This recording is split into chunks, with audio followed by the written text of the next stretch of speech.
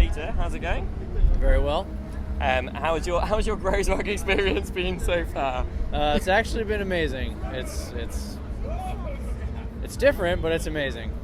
Different how? Different in the way that I got picked up by a stranger at the airport. We had a miscommunication as to what festival I was going to and which one she was picking someone up for. Long story short, I got in the car with someone who was going to a different festival today.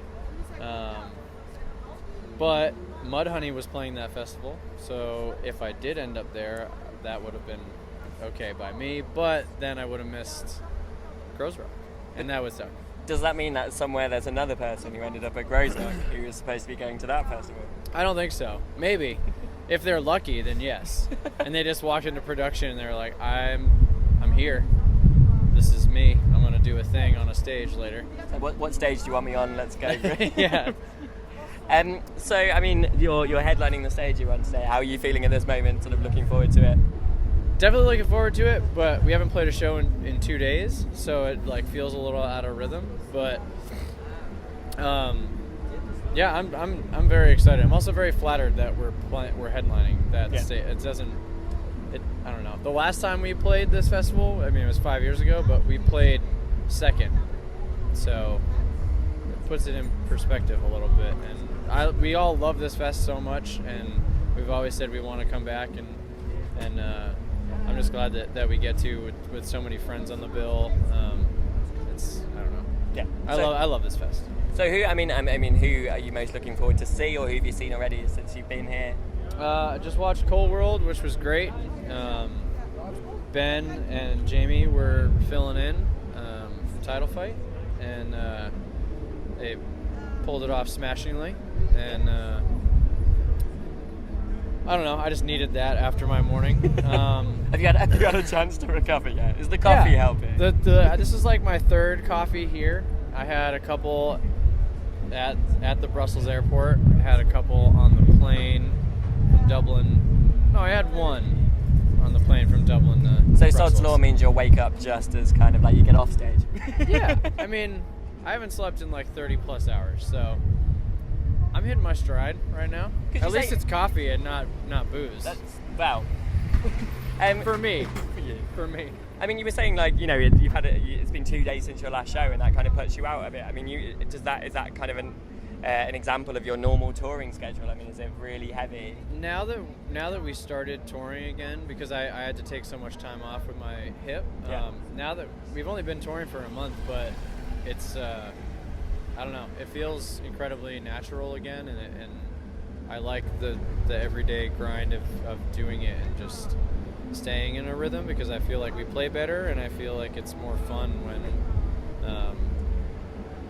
you're doing that. I don't know. Days off kind of hinder the whole vibe, I guess, for lack of a better word. So you must have been a little bit sort of frustrated when you weren't on the road. I was and I wasn't. I definitely got used to being home, and I like being home. I got married in 2013, and we went on tour a couple weeks after that, and that was kind of an adjustment. That wasn't the honeymoon then? No, it was not. Jay did the same thing, but back when he got married, it was like wedding, and then a couple weeks later on the road. Which is, I mean, fuck it. Like, that's how it should be. Is that filled with shit? It's literally filled with shit. It's literally filled with shit, yeah. That could have gone wrong. That could have been bad. So, I mean, you have a story that runs through all of your music, Jamie. Yeah. I mean, how important is that story to you when you're doing the writing? And how did it come about? Well, we've got to the point now where we just have an answer, where we just say the story is the band and the band is the story. Mm-hmm.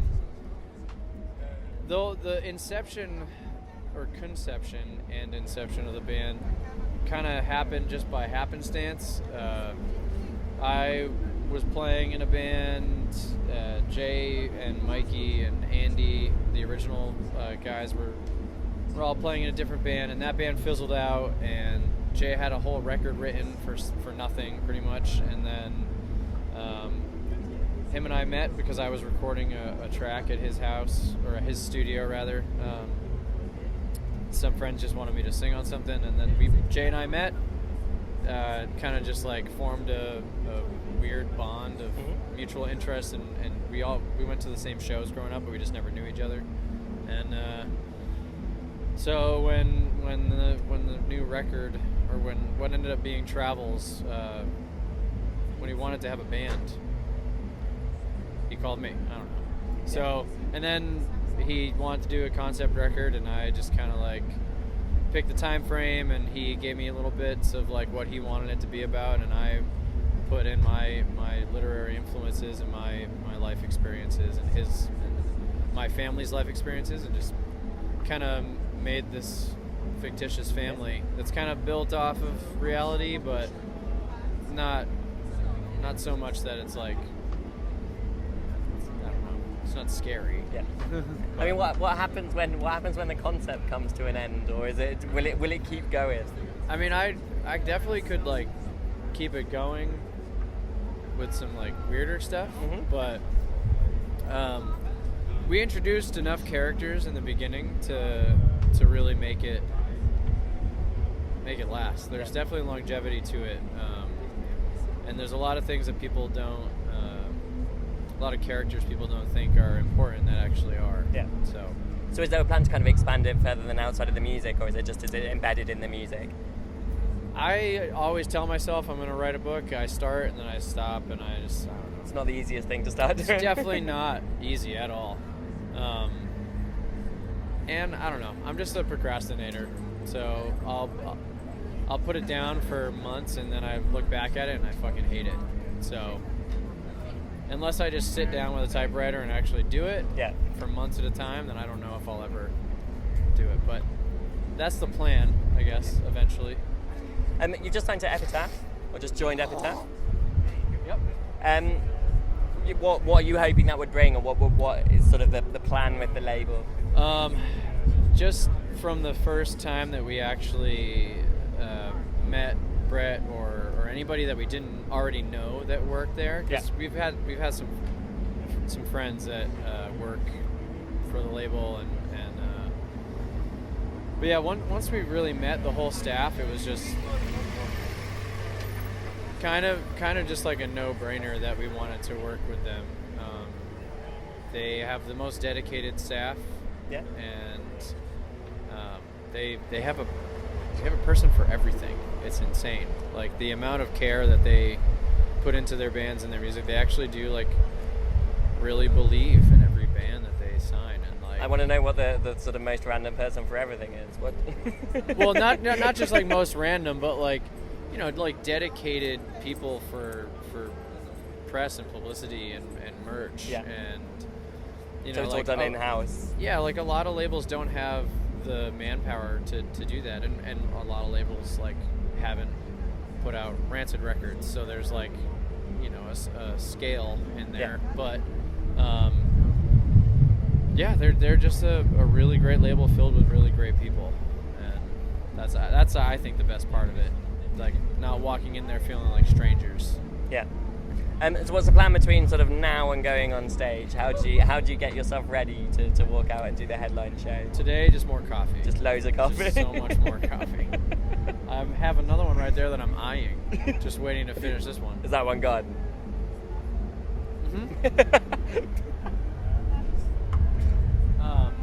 Spilled my cup.